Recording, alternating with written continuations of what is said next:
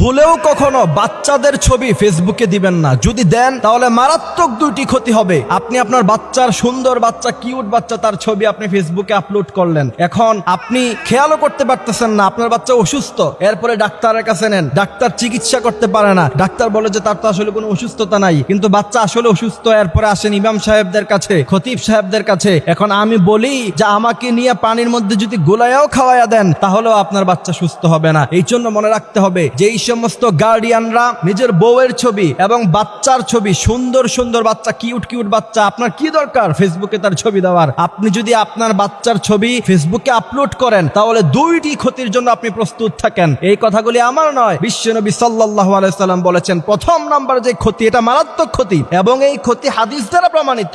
আপনি আপনার বাচ্চার সুন্দর একটা ছবি আপনি ফেসবুকে আপলোড করলেন, এরপরে আপনার পরিচিত মানুষরা ফেসবুকে দেখে সে যদি বদনজর দেয়, আন-নজর হাক্কুন, রাসূল করিম সাল্লাল্লাহু আলাইহি সাল্লাম বলেছেন নজর এটা সত্য জিনিস। ফেসবুকে বাচ্চার ছবি আপলোড দেওয়ার পরে কেউ না কেউ বদনজর দিতে পারে, আর আপনার বাচ্চার উপর যদি একজনের বদনজর লেগে যায় তাহলে আপনার বাচ্চার লাইফ শেষ। কারণ বদনজর একটা কঠিন জিনিস। বুখারীর মধ্যে হাদিস এসেছে, আন আবি হুরায়রা রাদিয়াল্লাহু তাআলা আনহু قال قال رسول الله صلى الله عليه وسلم العين حق।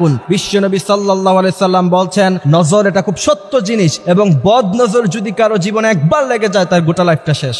মডার্ন সোসাইটিতে তো এটা একবার কমন ব্যাপার। বাচ্চা খাবার খাইতেছে, বাচ্চা খুব কিউট লাগতেছে, এবার ছবি তুলে ফেসবুকে আপলোড করে দিয়েছেন। বাচ্চা হাঁটতেছে, তার ভিডিও করে ফেসবুকে আপলোড করে দিয়েছেন। নো, কখনো এটা করবেন না। যদি করেন তাহলে একবার যদি কারো বদনজর আপনার বাচ্চার উপরে লেগে যায় তাহলে তার সুন্দর জীবনটাকে আপনি নষ্ট করে দিলেন নিজ হাতে। একজন সচেতন গার্ডিয়ান হিসাবে কখনোই উচিত না আপনার বাচ্চার ছবি আপনি ফেসবুকে আপলোড করবেন। দ্বিতীয় নাম্বার যে ক্ষতি, সেই ক্ষতি হচ্ছে আপনার বাচ্চা তার অস্তিত্ব ছোটবেলা থেকেই সোশ্যাল প্ল্যাটফর্মে থেকে গেল। বিশেষ করে মেয়ে বাচ্চাদের ছবি তো কখনোই কোনোভাবেই ফেসবুকে দেওয়া যাবে না। এরপরে দেখা যায়, আমি বিশেষ করে আমার ফ্রেন্ড লিস্টে এরকম অনেক বাবা মা আছে যাদেরকে দেখি বাচ্চার বয়স 15-16 হয়ে গেছে, বাচ্চাকে বিয়ে দেওয়ার মতো বয়স হয়ে গিয়েছে, এই মেয়ে বাচ্চার ছবি ফেসবুকে আপলোড করে বলে যে আমার কিউট মামুনিটা। তোমাকে কে বলছে? তুমি তোমার বাচ্চাকে, তুমি তোমার মেয়েকে মেয়ের চোখে দেখো ঠিকই, কিন্তু তোমার বন্ধু বান্ধব বা কাজিন যারা আছে তোমার পরিচিত তারা তো মেয়ের চোখে দেখে না। 15-16 বছরের মেয়ে, একটা যুবতী মেয়ে, তারা তো তোমার বাচ্চাকে কখনোই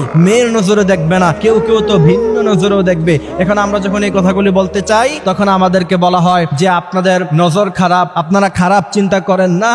বিশ্বনবী সাল্লাল্লাহু আলাইহি ওয়াসাল্লাম যেটা নিষেধ করে গিয়েছেন সেটার মধ্যে কখনো ভালো জিনিস থাকতে পারে না। বিশ্বনবী সাল্লাল্লাহু আলাইহি সাল্লাম বলেছেন একটা বাচ্চা যখন উপযুক্ত বয়স হয়ে যায় তখন তাকে পর্দা করতে হবে। 7 বছর বয়সে বাচ্চাকে নামাজ পড়াতে হবে, 10 বছর বয়সে তাকে নামাজ না পড়লে তাকে পিটাতে হবে। বর্তমান সময়ে বেশিরভাগ মেয়েরা 10 বছরে বালাগা হয়ে যায়। আপনি তাকে 15 বছর তার বয়স, তার ছবি ফেসবুকে দিয়ে আপনি কখনোই এই কথা বলতে পারেন না যে তার উপর কেউ খারাপ নজর দিবে না। সুতরাং এই বিষয়গুলি খেয়াল রাখতে হবে। আল্লাহ সুবহানাহু ওয়া তাআলা আমাদেরকে এই কথাগুলি বুঝার, মানার তৌফিক দান করুক। আমিন।